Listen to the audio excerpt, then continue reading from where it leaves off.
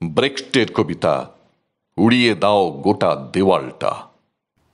প্রথম বিশ্বযুদ্ধের সময় সান কার্লোতে ইতালির এক জেলের খুপড়িতে, যেখানে বন্দি সব জওয়ান মাতাল আর চোরদের রাখা হতো একসঙ্গে, কবে এক সমাজবাদী জওয়ান এক কপিং পেন্সিল দিয়ে দেওয়ালে আঁচড় কেটে লিখেছিল, লেনিন দীর্ঘজীবী হন।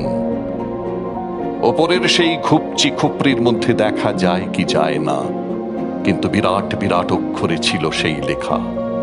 জেল সাহেবরা যখন তা দেখল, ওরা পাঠিয়ে দিল এক রং মিস্ত্রি। এক বালতি চুন এনে ছোট একটা কুচি দিয়ে চুনকাম করে দিল সেই ভয় দেখানো লেখা। কিন্তু ও তো চুনকাম করেছিল শুধু অক্ষরগুলো, তাই খুপড়ের মাথায় এখন দাঁড়িয়ে রইল চুন দিয়ে লেখা, লেনিন দীর্ঘজীবী হন। তখন এলো আরেকজন রং মিস্ত্রি, মোটা পুরুষ দিয়ে গোটা দেয়ালটা দিল রং করে, এমন ভাবে যে অনেক ঘন্টা ধরে লেখাটা দেখাই গেল না। কিন্তু সকালবেলা চুন যখন শুকিয়ে বেরিয়ে এলো আবার, লেনিন দীর্ঘজীবী হন। এবার জেল সাহেবরা পাঠালো এক খোদাইকারকে, ছুরি দিয়ে সে তুলে ফেলবে লেখা। অক্ষরের পর অক্ষর সে চেঁচে তুলল 1 ঘন্টা বসে।